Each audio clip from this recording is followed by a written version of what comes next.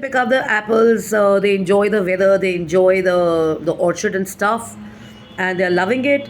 So happiness has found a new definition. Happiness is around the bend. Happiness is people think beyond reach and stuff like that. But happiness was in those apples that they were eating because they were enjoying something which was damn beautiful, which was sitting on a fence, enjoying the grass and the sunshine and stuff, and they basically looking at how fortunate they thought they were to be enjoying those little things in life. So we are complicating life by harping about just the monies and stuff like that. Believe me, I feel this that if you're not in good health, if you're not in a good state of mind, you may have the most amazing house and you will not feel that great. You may have the most amazing cars, but if your state of mind is not amazing, you're not going to feel good about it. You may have more joy, more pleasure traveling in a metro, or maybe just being in one room situation, which may be a studio apartment rather than a big hotel that you may own or whatever. So the author is saying that I mean, God. Do people understand that happiness is more important, purpose is more important, or do they understand that ambition is the only thing and stuff? So a person like me would say ambition mixed with intelligence is a good bet. If you can have big dreams, if you can have big goals, and you can do something for the world and the environment and the community, makes a lot of sense and stuff. But please remember and do not forget to soak up the little joys of the day in the life, which is like here I start with one.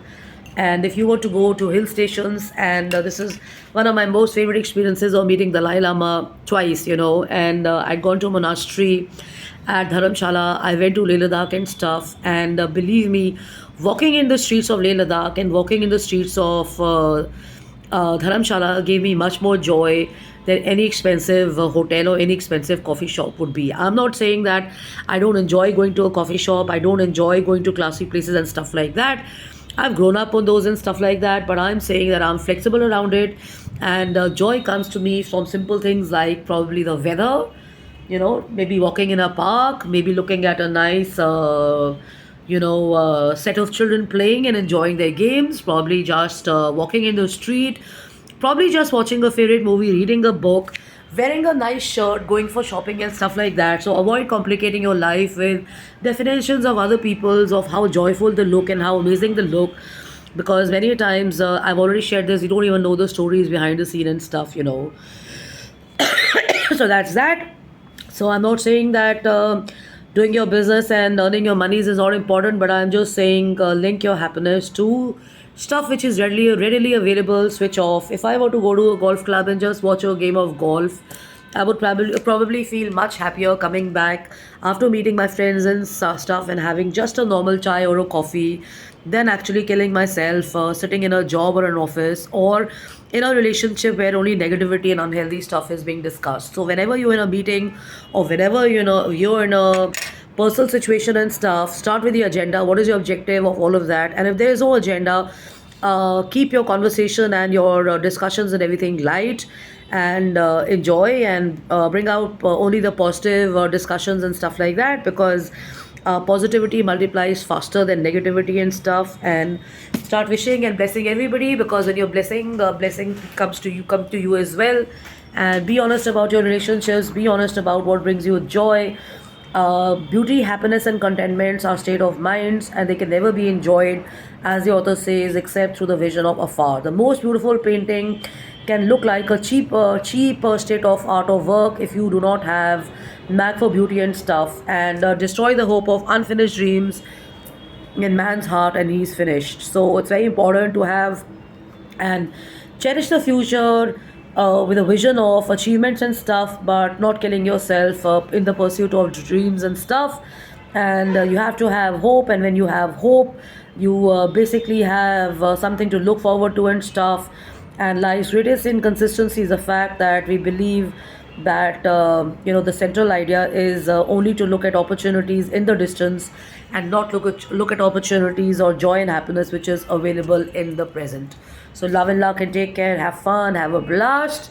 And to my friends and family and other people and all my acquaintances, thanks for sending me your videos, thanks for sending me and tagging me and stuff. I'm not much there on social media because I've been under the weather, but I'm doing good and great. So whenever I get the time, I'm going to take a look at it and come back to you. Inshallah, Amen. Looking forward to meeting you in person. Enjoy yourself and do take out time to pray and focus on stuff which makes you feel absolutely good than the mundane stuff and all that. And if a relationship is killing you, if a relationship is sucking the shit out of you, if it is not giving you happiness and joy, this is the first signal your own heart and your own mind is giving that you're not happy in that relationship or in that workspace or in that office. So flush it and believe me, move on. If I were to write a book over here and open up about my life journey and the number of people I've met in my life and how many people I've had to kind of walk away from and put in place and stuff, I think I would be getting a big award here and a reward here because when you hang in there looking at what you're getting out of a relationship but not valuing yourself, and then somebody is consistently putting you down and stuff, it threatens your self-confidence and it makes you question yourself big time, and your whole relationship becomes messy, and your whole relationship is around that whole environment at home and office and stuff like that. You start looking at life also in a very disgusting manner. So say no, value yourself, cherish yourself, walk away, flush it, believe in the plan that God has something better happening for you. And if it's not happening for you, there's also a blessing in you and stuff, because being alone and not in a relationship is any day better than something which is forced on you or something which is like fucking I'm so sorry, like frigging toxic, poison which is killing you every day and stuff. So love yourself, value yourself, cherish yourself, especially for people who've had, situations in life and stuff.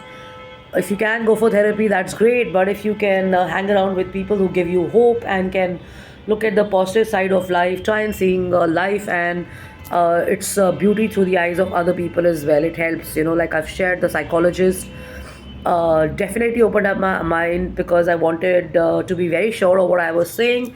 And I believe that if you have a relationship mess or if you have a collaboration mess or a business thing going wrong, advisable is to talk behind doors about it than about it online and stuff. Because first it was one person, now it's 10 people, then it's 1,000 people, and you can't, blame anybody else for your whole relationship going for a toss because you yourself invited it by publicizing it and getting the negative and unnecessary attention and stuff.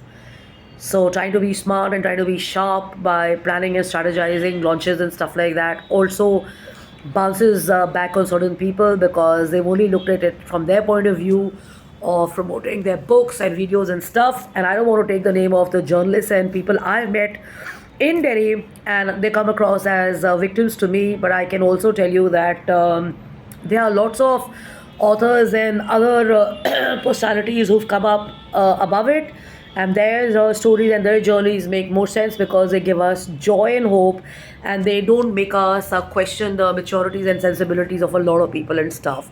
So love and luck and take care, have fun, have a blast, get your purpose, get some goals, look forward, enjoy, and remember to soak up the little things in life. Catch up with your friends and family, catch up with your neighborhood walking, catch up with your grandparents, go to the park, go to the gym. Do not make your life just about work and stuff, because sometimes when you just sit and have a chat and you spend time with people around you, you start feeling way better than what you would do following somebody's story online. So love and luck and take care and have fun.